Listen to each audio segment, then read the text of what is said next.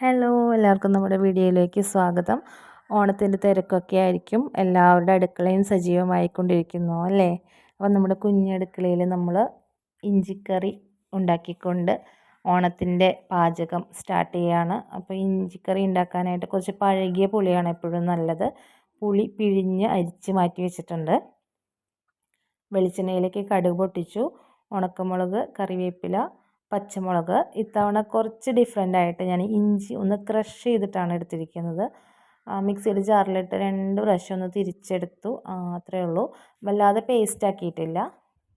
ഇതെന്തിനാണെന്ന് വെച്ചാൽ ഇഞ്ചിക്കറിയുടെ ഒപ്പം ഇഞ്ചിയും അങ്ങ് ചേർന്ന് പോകാൻ വേണ്ടിയിട്ടാണ്. കാരണം വായിൽ കടിക്കാൻ കിട്ടുമ്പോൾ എത്ര പേര് അത് കടിച്ചിറക്കുന്നവരുണ്ടെന്ന് എനിക്കറിയില്ല. പലരും തുപ്പിക്കളയുന്ന കണ്ടിട്ടുണ്ട് ഞാൻ. അല്ലെങ്കിൽ ഇലയുടെ ഒരു ഭാഗത്തേക്ക്, പ്ലേറ്റിൻ്റെ ഒരു ഭാഗത്തേക്ക് ഇഞ്ചി കഷ്ണങ്ങൾ മാറ്റി വയ്ക്കുന്നത് കണ്ടിട്ടുണ്ട്. അപ്പോൾ അതൊന്ന് ഒഴിവാക്കാൻ വേണ്ടിയിട്ട് നമ്മൾ ഇഞ്ചി ക്രഷ് ചെയ്ത് ഇപ്രാവശ്യം ഉണ്ടാക്കി നോക്കി. പക്ഷേ പാത്രത്തിൽ നന്നായി ഒട്ടിപ്പിടിക്കുന്ന കണ്ടപ്പോൾ ഞാൻ പതുക്കെ ഒരു നോൺ സ്റ്റിക്കിൻ്റെ കടായിലേക്ക് മാറ്റി. നല്ല രീതിയിൽ തന്നെ പച്ചമുളകും ഇഞ്ചിയും നന്നായിട്ട് റോസ്റ്റായിട്ട് കിട്ടിയിട്ടുണ്ട്. നമ്മൾ ആദ്യം എടുത്ത ആ പാത്രത്തിൽ പുളിവെള്ളം തിളയ്ക്കാനായിട്ട് വെച്ചിട്ടുണ്ടായിരുന്നു. അതിനകത്തേക്ക് നമ്മൾ എരിവിന് വേണ്ടിയിട്ട് മുളക് പൊടി ചേർക്കുകയാണ്. പഴയ പുളി ആയതുകൊണ്ട് എരിവ്, ഉപ്പ്, മധുരം ഈ 3 കൂട്ടം നല്ല രീതിക്ക് തന്നെ ചേർത്ത് കൊടുക്കേണ്ടി വരും. കാരണം പുളിയുടെ ഒരു കാഠിന്യം അത്രയ്ക്കുണ്ട്. പഴയ പുളിയാകുമ്പോൾ നല്ല പുളിരസം ഉണ്ടാവും. അപ്പോൾ അതൊന്ന് ബാലൻസ് ചെയ്യാൻ കുറച്ച് ബുദ്ധിമുട്ടാണ്. അപ്പോൾ കൃത്യമായിട്ട് അളവ് പറയാൻ പറ്റില്ല. നമ്മൾ കുറുകി വരുന്നതിനനുസരിച്ച് ടേസ്റ്റ് നോക്കി പോരാത്തത് ചേർത്ത് കൊടുക്കുകയാണ് ചെയ്യുന്നത്. ഉപ്പ് ചേർത്തു. അത് കഴിഞ്ഞ് മധുരത്തിന് ശർക്കര കല്ലും കട്ടയില്ല എന്ന് ഉറപ്പുണ്ടെങ്കിൽ മാത്രമേ നമ്മൾ ഡയറക്റ്റായിട്ട് ചേർക്കാൻ പാടുള്ളൂ. നമ്മൾ സ്ഥിരം വാങ്ങിക്കുന്നിടത്തുനിന്ന് ആയതുകൊണ്ട് നമുക്കറിയാം ഇതിനകത്ത് കരടില്ല എന്നറിയാം. അതുകൊണ്ടാണ് ഇങ്ങനെ ചേർക്കുന്നത്.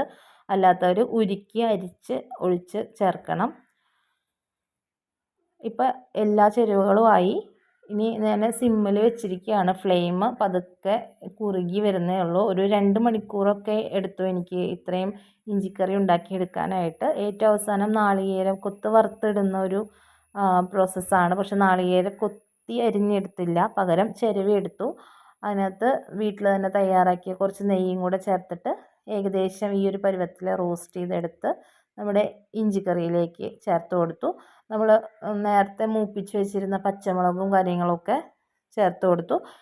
ഈ ഒരു പരുവത്തിലാണ് ഇരിക്കുക. നമ്മൾ കഴിക്കുമ്പോൾ നമുക്ക് ഇഞ്ചിയും അതുപോലെ റോസ്റ്റായ നാളികേരവും എല്ലാം കടിക്കാൻ കിട്ടും. നല്ല ടേസ്റ്റാണ് ഇങ്ങനെ തയ്യാറാക്കി എടുക്കുന്നത്. അവസാനം മേമ്പൊടിയായിട്ട് നമ്മൾ കായം പൊടിയും കൂടെ ചേർത്ത് കൊടുത്തു. ഒരു 2-3 മിനിറ്റ് നേരം കൂടെ ഞാൻ തിളപ്പിച്ചിട്ട് ഫ്ലെയിം ഓഫ് ചെയ്ത് വെച്ചു. കാരണം പിറ്റേ ദിവസത്തേക്ക് നല്ലോണം കുറുകി കട്ടിയായിട്ട് സെറ്റാവും. ഇത് ഇന്നത്തെ ഒരു ഔട്ട്ലുക്കാണ്. ഇന്ന് രാവിലെ ഞാൻ എടുത്തു നോക്കിയപ്പോൾ ഈ ഒരു പരുവത്തിലാണ് ഇരിക്കുന്നത്. അപ്പോൾ അപ്പുണ്ണിക്ക് ഞാൻ ടേസ്റ്റ് ചെയ്യാൻ കൊടുത്തതാണ്. അവനാണ് ഞങ്ങളുടെ സ്ഥിരം ടേസ്റ്റ് നോക്കുന്ന ആൾ. അപ്പോൾ ഇന്ന് വിശാഖം നക്ഷത്രമാണ്. വിശാലമായിട്ട് വലിയ പൂക്കളൊക്കെ ഇട്ടിട്ടുണ്ട്. നമ്മുടെ ചാനൽ എല്ലാവരും സബ്സ്ക്രൈബ് ചെയ്യണം, ലൈക്ക് ചെയ്യണം. Thank you so much.